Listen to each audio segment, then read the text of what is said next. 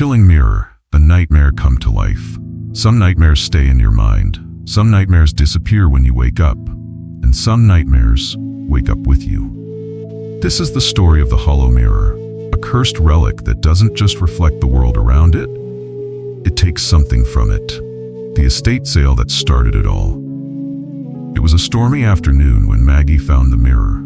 She wasn't looking for one. She was just browsing through an estate sale, picking through old furniture, vintage trinkets, things left behind by people who had passed. But then she saw it, tucked in a dusty corner, hidden behind a pile of forgotten antiques. A tall, antique mirror. Its frame was silver but tarnished, as if time had eaten away at its shine. The glass was strangely dark, almost too deep, like looking into a pool of black water instead of a reflection. And in the dim light of the shop, she could have sworn something moved inside it. She should have walked away. She didn't. The first night, Maggie set the mirror up in her bedroom. She placed it across from her bed, thinking it would make the room look bigger. That night, the rain pounded against the windows, thunder rumbled in the distance, and at exactly 3:12 a.m., she woke up. The room was dark, silent, but the mirror was glowing, a faint silver light, like the moon was trapped inside it. Maggie sat up, rubbing her eyes. Maybe it was just her imagination. Then she saw her reflection. It was sitting up in bed too, but the problem was, Maggie hadn't moved. The wrong reflection. Her stomach twisted. Her hands clenched the blanket. She forced herself to look closer, and that's when she realized it wasn't her reflection. It was someone else. They looked like her, but the eyes were wrong, too dark, too hollow, and worst of all, it was smiling. Maggie wasn't. Then it moved. Not a normal movement. Not a mirror movement. It stood up, and Maggie did not. Something is watching. She turned on her bedside lamp. The reflection was normal again, just her, shaking, sweating. She told herself she was just seeing things, that she was just half asleep. She convinced herself it was nothing, until the next night, the scratching at the glass. This time she stayed awake, sat up in bed, watching the mirror. Nothing happened at first, no strange lights, no wrong reflection, but then, a sound. Soft fingernails, scraping against the glass, from the inside. Maggie's breath hitched, her body locked in place.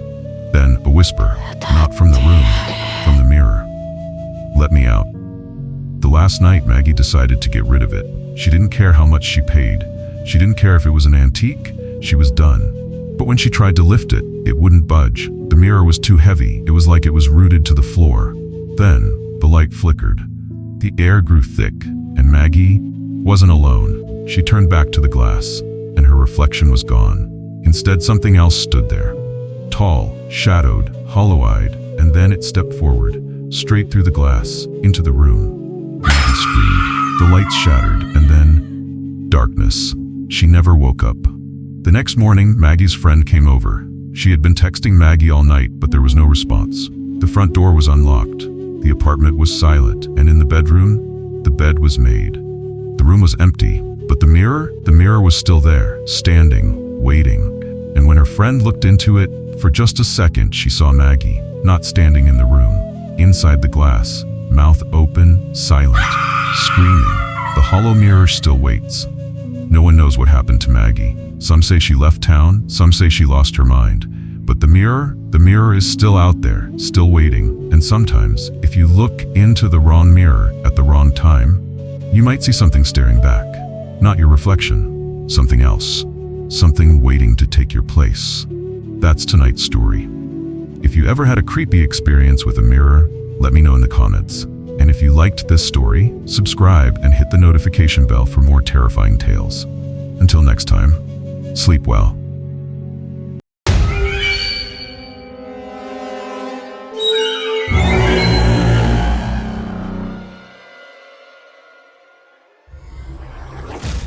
The haunted train, what they don't want you to know. Some trains never reach their destination. Some trains are forgotten in time, and some trains never stop running. This is the story of the Midnight Train, a locomotive that vanished without a trace, only to return, carrying passengers who were never seen again. The train that never arrived. Back in 1948, a passenger train left Chicago bound for St. Louis. It was a stormy night, and the journey should have taken just over 6 hours. But the train never arrived. It left the station. It was seen at its first few stops. Then, somewhere along the tracks, it disappeared. No wreckage, no distress signal, no bodies, just gone. And then, decades later, it came back. The ghostly sightings railway workers started reporting strange things. A train whistle in the dead of night, but no scheduled trains running. Passengers waiting at stations, swearing they saw a train approaching, only for it to fade into the fog. Some even claimed they saw figures inside, passengers staring blankly from the windows, their faces pale, their eyes dark and hollow.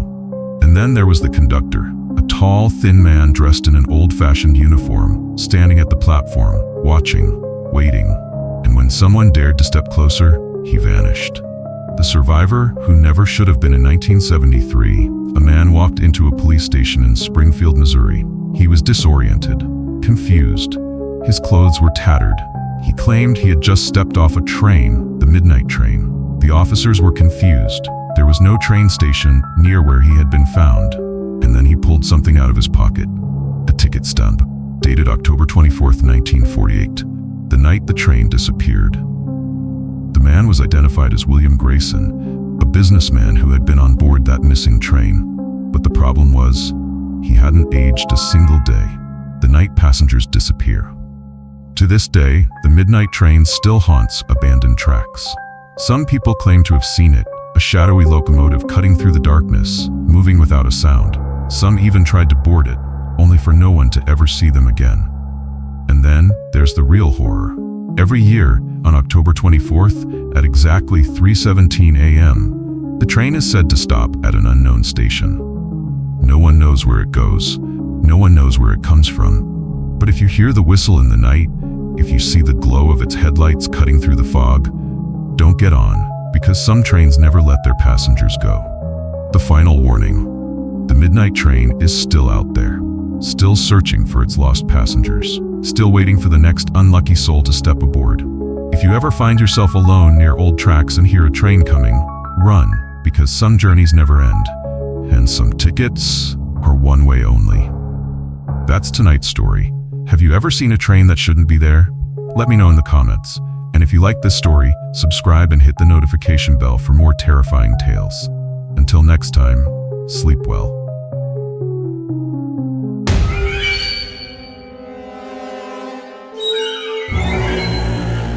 The train that comes at 3:17 a.m. Some trains take you to your destination, some trains take you back in time, and some trains never take you back at all.